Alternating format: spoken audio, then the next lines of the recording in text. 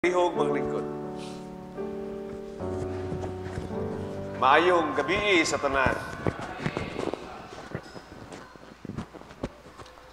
Atong mubo nga pagpamalandong nini gabi, nagahisgot kini sa atong first reading ni adtong niagi nga Domingo nga the same usab sa atong first reading karon nga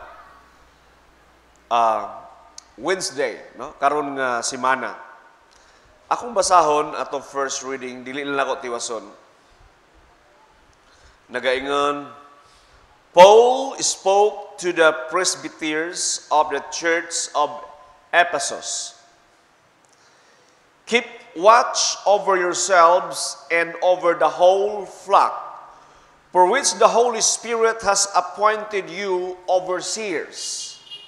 He was talking to his apostles, and he was talking to the leaders, the presbyters, the leaders of the church, mga pari, mga diakono, mga ministers, and even to the bishop, in which you tend the church of God that he acquired with his own blood. Pasabot nga ang iglesia kuno, nga gihatag kanato nga mga ministers, mga clergy, nga naangko ni Kristo pinaagi sa pagbayad sa iyang hamili nga dugo. And he said, Paul said, ingon si San Pablo, I know that after my departure, savage wolves will come among you. Sa akong pagkawala, kay mulakaw mga si San Pablo ni ato sa Ephesus, ingon siya, nasayod ako, nga daghan mga lubo nga moatake kaninyo. And they will not spare the flock. And from your own group men will come forward perverting the truth to draw the disciples away after them. And he said, be vigilant. Pag mabinantayon kamo. We are all leaders, may igsoon. Kita tanan, we are all leaders. Mga ministers, mga nangalagad sa Ginoo. Kita tanan, karon nga gabion, I believe nga we belong to our ministries, no? For we are all ministers. And we are all leaders. Mga pangulo kita, ignay mong abay, you are a leader. Ingon, wa mo ko'y follower, Father. How come nga leader ko? A leader without a follower? That is impossible. To yourself. Diba? You have to master yourself. You are a leader to your thoughts, to the thoughts of your hearts, to the thoughts of your minds. And whether we like it or not, kita mga papa, mga lalaki, we are all leaders to our family. Labaw na mga pare, mga diakono, mga mama, you're all leaders to your family, to your children. And mga acolytes, there are some acolytes younger than you.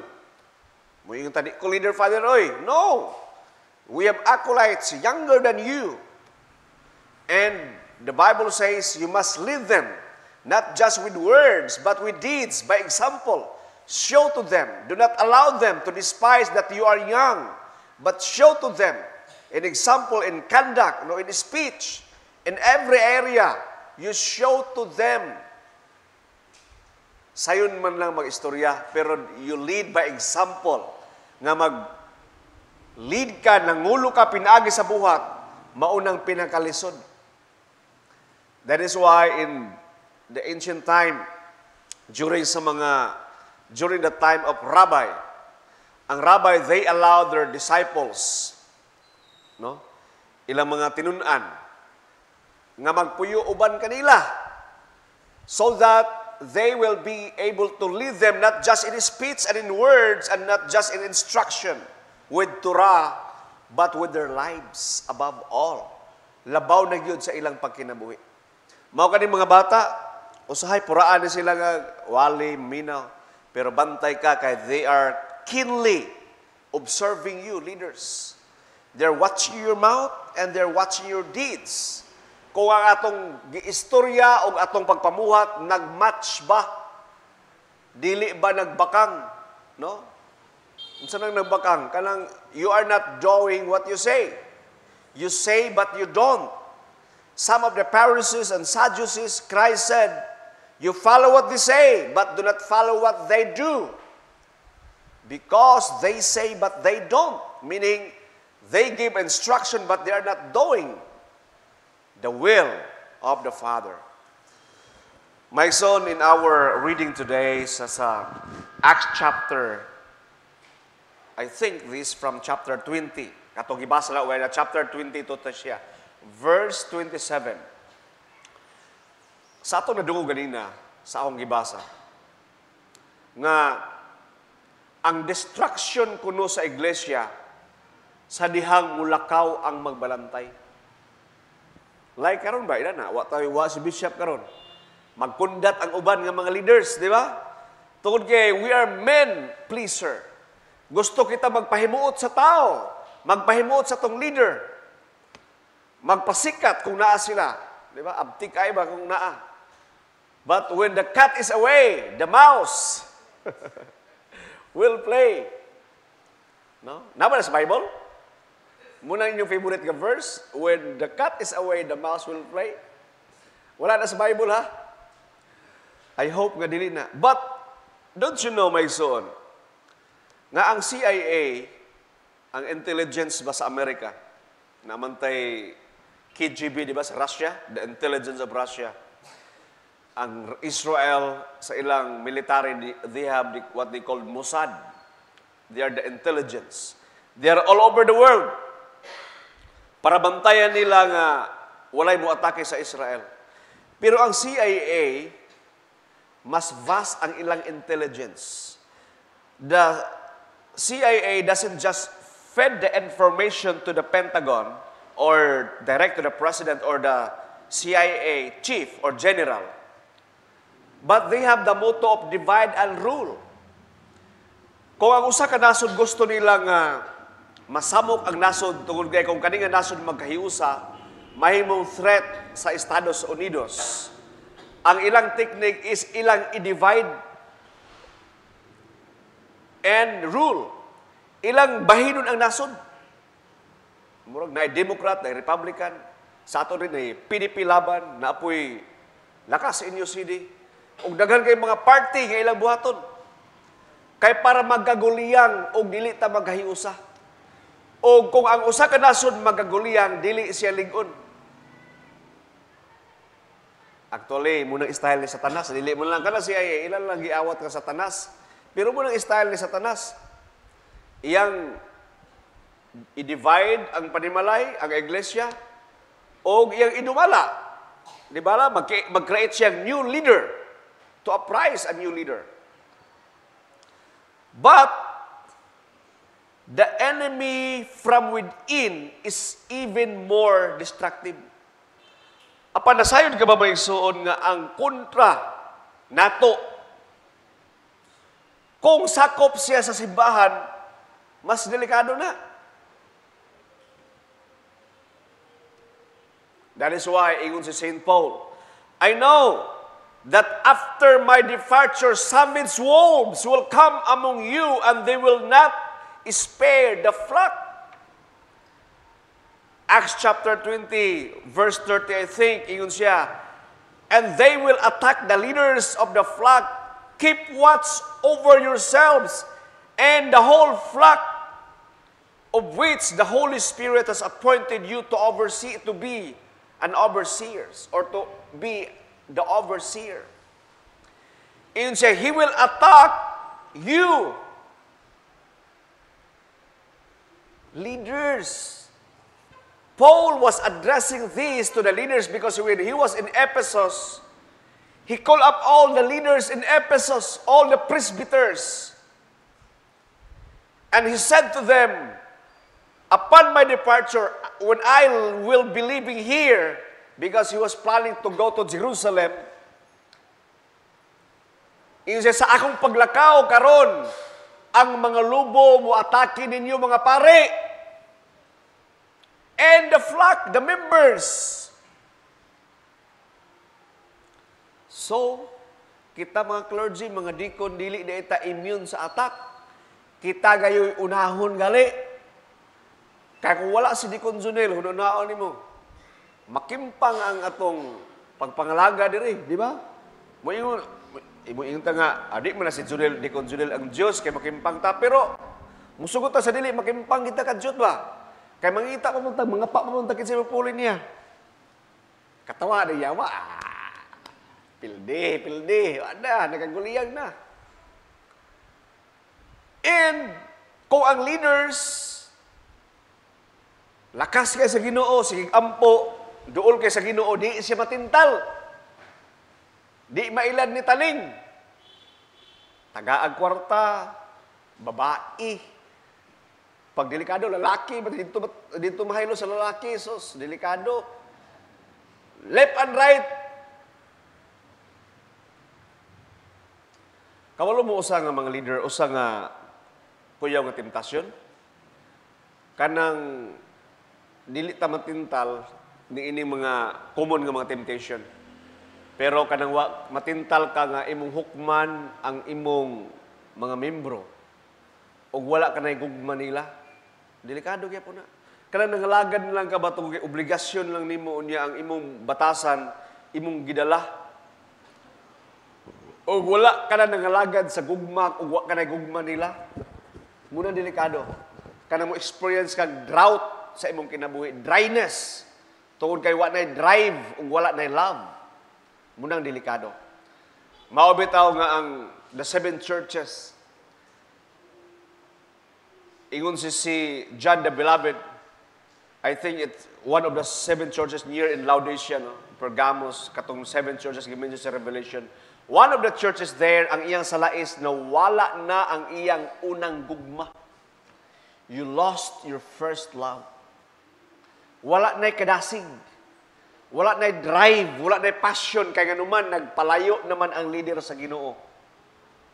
Pag magpalayo ka sa Ginoo, maugag yung kakadugayan. Madry ka mo kag, nag-send mo gayon na uguan sa group chat sa Vismen, Visayas Mindanao nga group chat.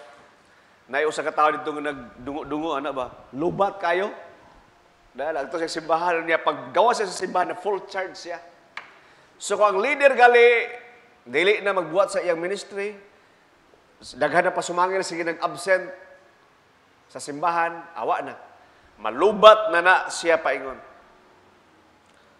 What is the greatest attack we experience in our local parish? Diri ka simbahan. Leaders ba itong gisgutan? Ingon man si St. Paul, kabalo mo ang lubo nga moatake ninyo, dili lang lubo tagagawas, kundili kauban pa ninyo nga mga pare. The wolves is from within. Kabalo mo nga no, successful kayo si Judas? Tungkol kay si Judas, taga-sulod. Dili tagagawas. Pag taga-sulod na gali ang muatake, magpinaakay na ta diri. Usa ka membro, daoto ng laing membro, ang kaninga membro, di niya pasayloon ni, kani tamnan niya, wa na ta. Nagpinahitay na ta. Nainindot kayo nabasa na, ganyan na akong tanawon ako for a while. Akong tanawon sa akong screenshot. Bear with me.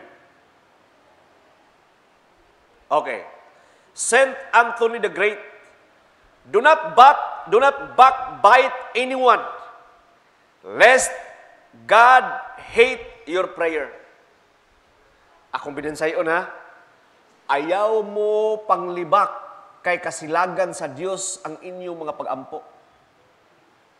Sa ato pa, kung imong daoton, imong silingan, imong kauban simbahan, imong libako, di mo pasayloon, imong sugnug-sugnuran ug istorya, dili dunggon sa Ginoo imong pag-ampo.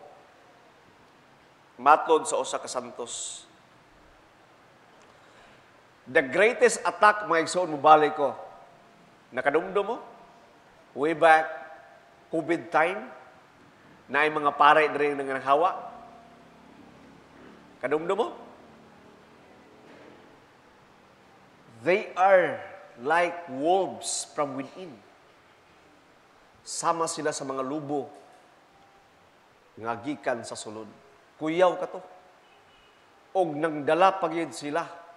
Dili lang sila. I don't want to mention the name. Pero kailan mo kanila.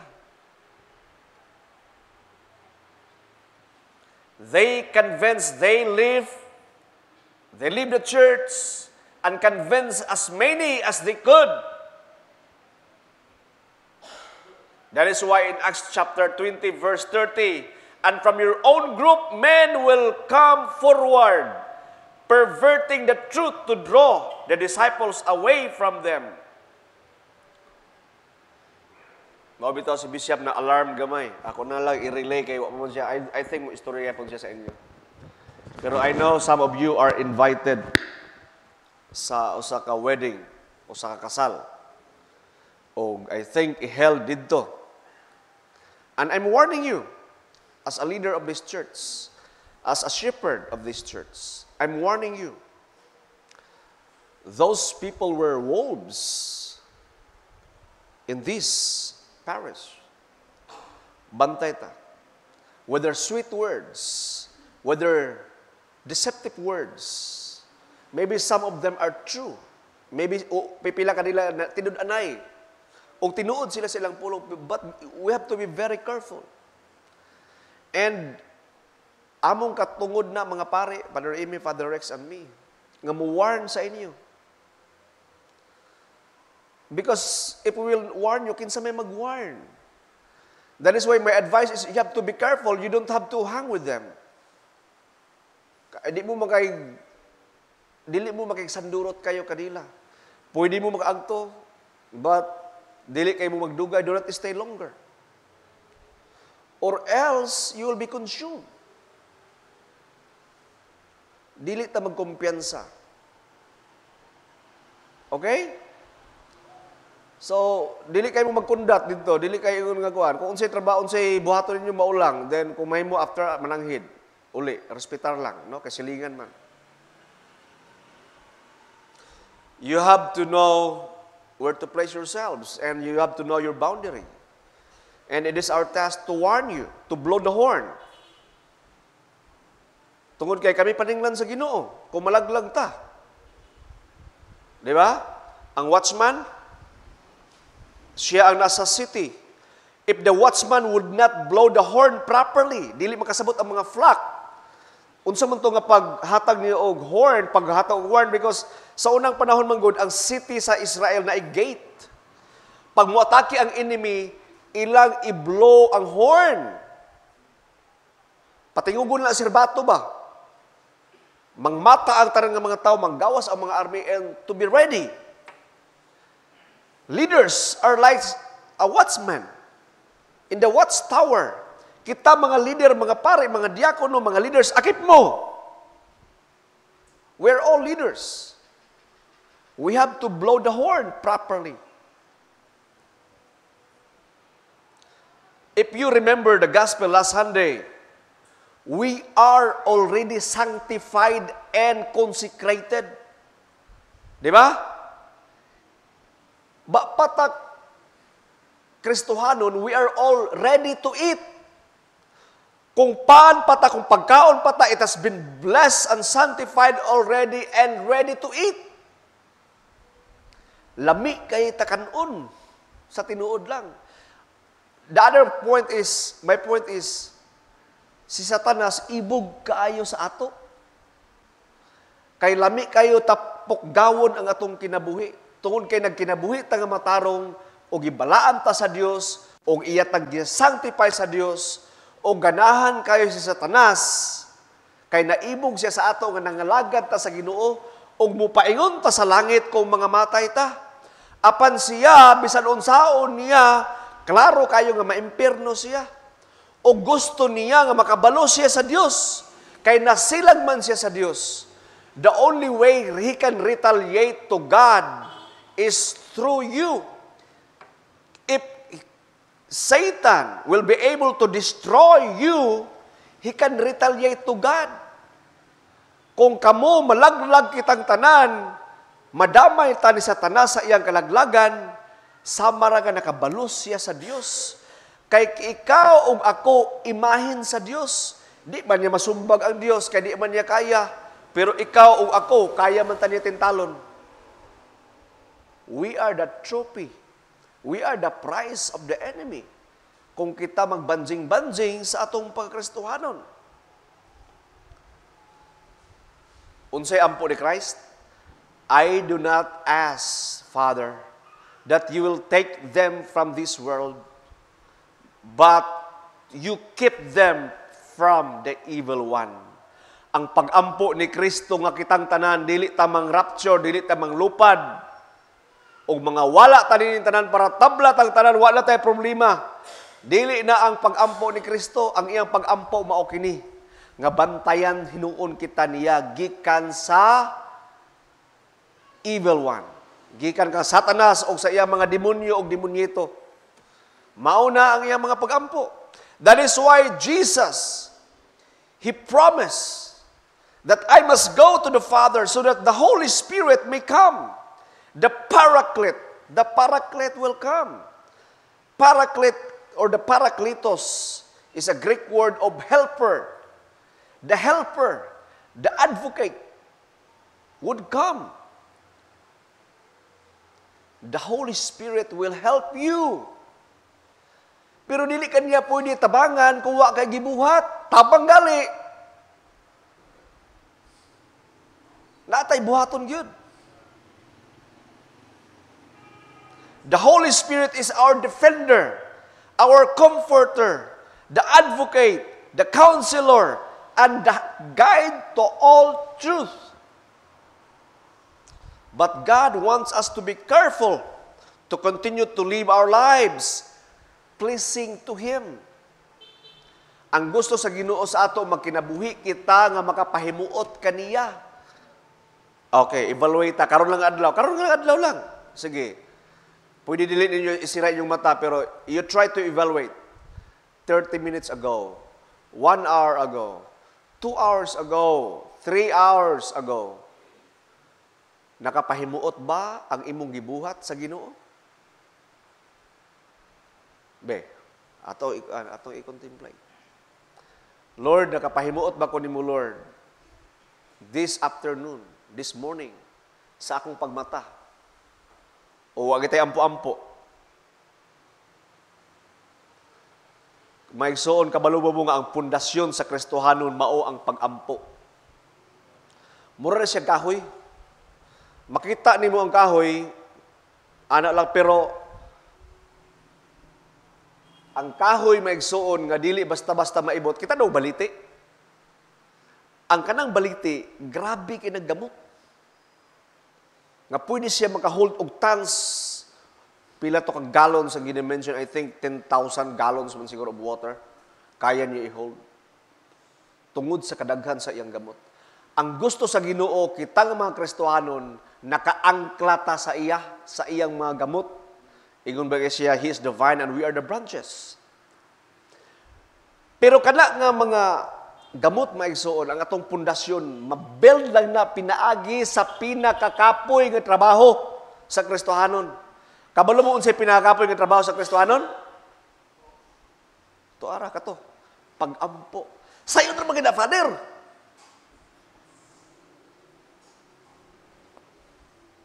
Maigsoon, bisan gali ang mga santos, bisan ang mga kardinal, mga pari, mga obispo, ga-struggle sila sa ilang prayer life. Mahibawaan ni mong Kristohanong nga ligon kung sige ampo. Mainampuon nga Kristohanon. Pero ang Kristohanon nga nagsaling sa iyang kagalingon, nagsaling sa iyang nabasa, iyang gi-copy-paste. Sige, pamudyot sa... Okay, magyapo na. Pero I mean, kung inana lang gyapon ta, kung atong prayer life, wala gina to gina-develop, kapoy ba yun sa tinuod lang? Kapoy, oy. Kana gali among kauban sa balay nga among anak nga isa ra ka buok, magpatulog-tulog gali na basta mag-grocery na mi. Okay naman mi ko ang devotion pod. Wa na matingala na ka natulog na. Mo yun nga, kuan lang, 1 decade lang, 1 decade. Katurang napulo ka buok. Kapoy eh. Dili sa yun. Wakit, libre gali na, di ba? Libre gali pagampo. Pero, bisa pag-unsa nga santos, isa ra lang ikasulti. Ang pinakakapoy nga trabaho sa Kristohanon mao ang pagampo. Challenge nato ni mga leaders, mga igsoon. This is our challenge. Pero, the good thing is, naa ang balaang espiritu. Kaya nato ni. Pero naagid tay buhaton. Muabot lang ang tabang kung naatay buhaton. Amen ba? Tabangan lang ta kung naatay buhaton. That is why the Holy Spirit is the paraclete, the helper for you to help you. Kay sa tanan nimo nga paningkamot, kabalog yun ang Ginoo nga dili yun enough. That is why there is the Holy Spirit. The grace, the mercy, gihatag sa Ginoo ang Espiritu sa simbahan o pinaagi sa mga sakramento nga mao ang gasa nga gihatag sa simbahan para kita mulig-on. Then the Holy Spirit will step in, will come in. Basta atong buhaton ang atong ginaangay buhaton. Amen. So we can do it. Don't worry. Be happy. Why? The Holy Spirit that Jesus promised is in us. I hope nga mubo na to siya pero atong nasilsil sa atong alimpatakan. Okay, so announcement.